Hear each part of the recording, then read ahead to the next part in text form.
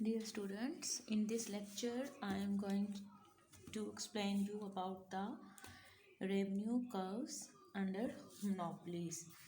Revenue curves under monopoly. Under monopoly, revenue curves have some different shapes as compared to perfect competition. In revenue curves, demand curves is different. Like demand curves is downward sloping, and there I am going to draw the curves. Uh, this is the total revenue curve, and below this I am going to draw the marginal revenue and average revenue curve. This is total output, and this is the total output, and this is showing the total output, and this is the revenue, and revenue is always equal to P and X. X is the output and P is the price of good. In monopoly, if firm want to expand its revenue, then it should be decrease the price of the product. Why? This is I am going to explain you by drawing the other graphs. This is the marginal revenue curve. This is the point, and above the marginal revenue curve, this is the demand curve, and demand curve is the AR curve. This is the demand curve, this is the demand curve, and demand curve is the AR curve. So average revenue is equal to average revenue is equal to revenues divided by X. Mean when total revenue is divided by output, then we get the average revenue, and marginal revenue we can get the marginal revenue by selling the one additional unit of the product. There you can see that total revenue curve is like that. When total revenue is increasing, then marginal revenue is decreasing but positive, but remain the positive values. When total revenue is maximum, then marginal revenue is 0. Marginal revenue is equal to 0. When total revenue is going to decrease, then marginal revenue becomes negative. This is demand curve and average revenue curve, and average revenue curve is above the marginal revenue.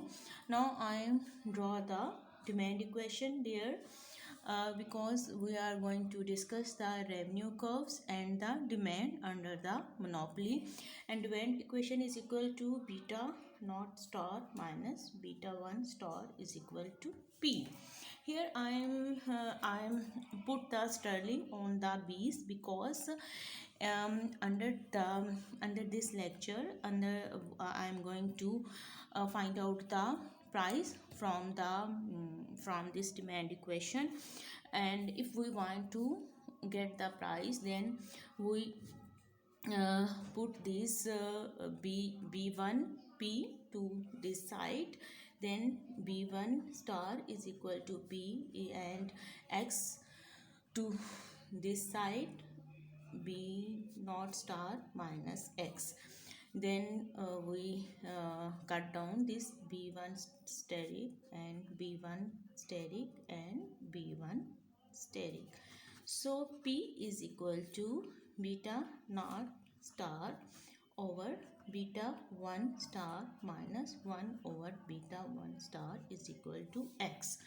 Now for the simplicity of this equation, we put beta 1 steric, beta naught steric over beta 1 steric is equal to beta naught, and 1 over beta 1 star is equal to just simple B1.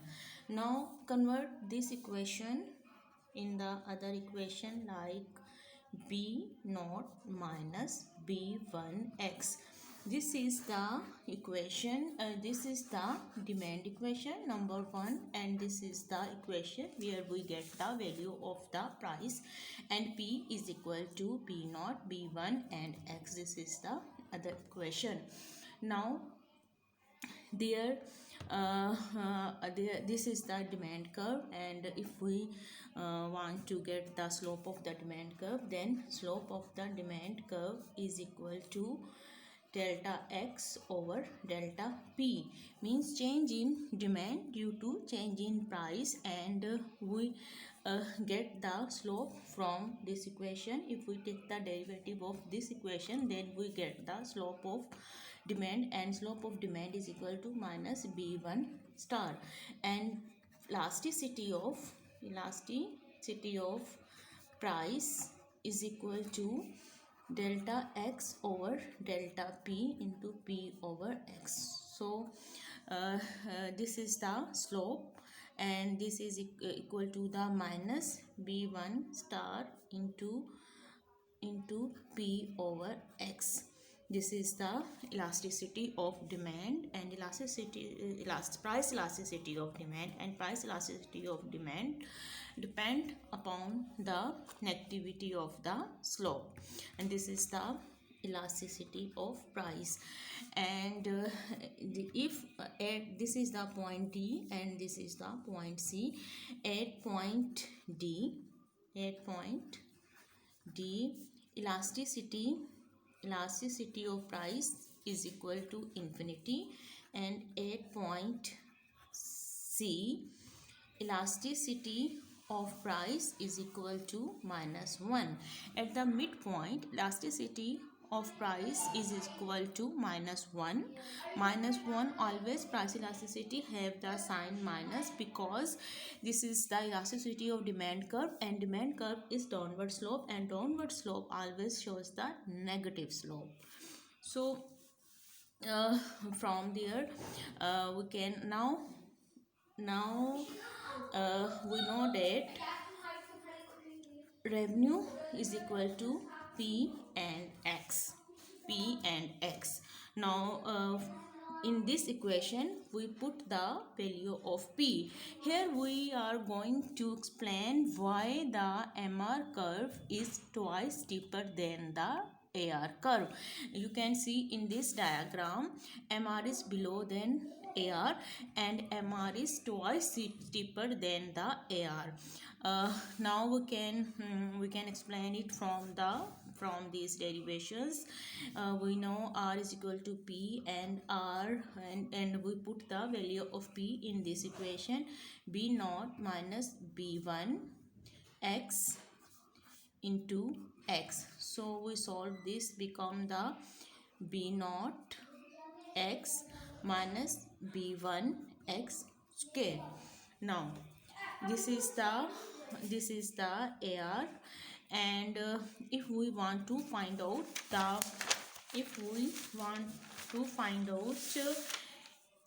from this equation, we find out the value of AR and the value of MR. Now AR is equal to R divided by X. When we put the AR, then we find out B naught X minus B1 X square over X. Then we get the answer. B naught minus B1 X. Cut down by cutting down X, we get the AR is equal to this, and from previous we can find out P is equal to B naught B1 X, and there we also get the value of AR, which is equal to B naught minus B1 and X. So AR is equal to P there. Now if we want to get MR is just the derivative of revenue with respect to X. So if we take the derivative of R, and R here we have this R, So we take the derivative, and by getting the derivative we find out b naught minus 2b1x 2b1x. This is mr and this is ar. This is the coefficient is minus b1 in ar, and in mr coefficient of mr is minus 2. Its mean mr is twice steeper than the ar, and we from this equation we prove that mr is twice steeper than ar.